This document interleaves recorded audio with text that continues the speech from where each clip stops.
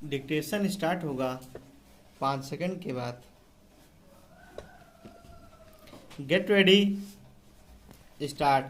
किसी देश की विदेश नीति उसके राष्ट्रीय हितों के अनुरूप दूसरे देशों के साथ आर्थिक, राजनीतिक, सामाजिक तथा सैनिक विषयों पर पालन की जाने वाली नीतियों का समुच्चय होती है। किसी भी देश की स्थिति एवं वैश्विक परिस्थितियां सदैव एक समान नहीं रहती, इसलिए बदलती अंतर्राष्ट्रीय परिस्थिति में राष्ट्रीय हितों के दृष्टिकोण से समयानुसार किसी भी देश की विदेश नीति में परिवर्तन होना स्वाभाविक है। यही कारण है कि कोई देश न तो किसी का स्थायी मित्र होता है और न ही स्थायी शत्रु। भारत की जो स्थिति स्वतंत्रता प्राप्त करने के समय वर्ष 1947 में थी, वैसी स्थिति 20वीं सदी के 60 या 70 के दशक में नहीं थी। 20वीं सदी के समाप्त होने तक भारत की स्थिति परिवर्तित हो चुकी थी और अब 21वीं सदी में इसे दुनिया में तेजी से उभरती हुई विश्व शक्ति के तौर पर देखा जाता है। भारत ने अब अपने राष्ट्रीय हितों को महत्व देते हुए पड़ोसी देशों के साथ मधुर संबंध बनाने तथा अपनी पहचान वैश्विक स्तर पर बनाने हेतु समय समय पर अपनी विदेश नीति में परिवर्तन किया है।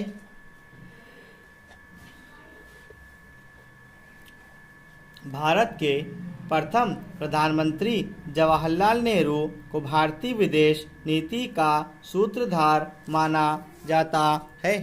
उन्होंने प्रधानमंत्री के साथ साथ विदेश मंत्री की भूमिका भी निभाई और वैश्विक निःशस्त्रीकरण, गुटनिरपेक्षता व पंचशील के सिद्धांतों पर भारत की विदेश नीति की नींव रखी। उन्होंने कहा था, सारा विश्व इस बात के लिए स्वतंत्र है कि वह जैसी नीति चाहे वैसी अपनाए, किंतु हम भारतीय तटस्थता की नीति अपनाएंगे और सैनिक गठबंधनों व शीत युद्ध को देने वाले तत्वों के चक्कर में नहीं पड़ेंगे। हम सारे संसार से मित्रता व सद्भाव चाहते हैं, सबके साथ बंधुत्व व सहयोग का भाव अपनाना चाहते हैं। सह अस्तित्व की नीति शांति का अभयदान देती है, युद्ध की संभावनाओं को मिटाती है तथा सबको सहयोग व सद्भावना के सूत्र में बांधती है। यह मानव के दृष्टिकोण में परिवर्तन करती है तथा युद्ध की आशंका की मनोवैज्ञानिक प्रतिक्रिया में संसार को बचाती है।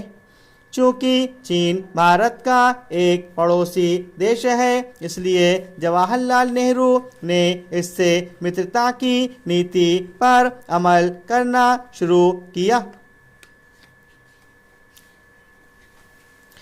वर्ष 1954 में भारत एवं चीन के मध्य पंचशील समझौता हुआ। विदेश नीति के तौर पर पंचशील समझौते का उद्देश्य पारस्परिक सहयोग के माध्यम से विश्व शांति एवं सुरक्षा की स्थापना करना था, किंतु अंतर्राष्ट्रीय स्तर पर भारत को अपमानित करने के दृष्टिकोण से 20 अक्टूबर 1962 को भारत के उत्तर पूर्वी सीमांत क्षेत्र में लद्दाख की सीमा पर आक्रमण कर चीन ने जम्मू कश्मीर के कुछ क्षेत्र पर कब्जा कर लिया। चीन इस आक्रमण के द्वारा अपनी शक्ति का प्रदर्शन कर भारत को कमजोर सिद्ध करना चाहता था। चीन के इस आक्रमण से जवाहरलाल नेहरू को बड़ा आघात पहुंचा।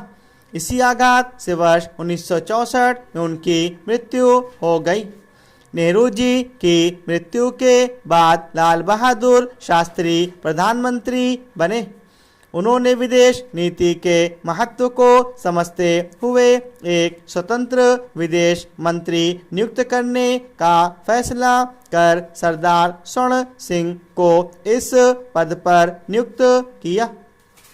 शास्त्री जी के लगभग 1.5 वर्ष के छोटे से कार्यकाल में भारत की विदेश नीति यथार्थवादी सिद्ध हुई। इस दौरान भारत के संबंध दक्षिण एशियाई देशों से बेहतर तो हुए ही, साथ ही सोवियत संघ से भी भारत के मित्र राष्ट्र के तौर पर उभरा। स्टॉप।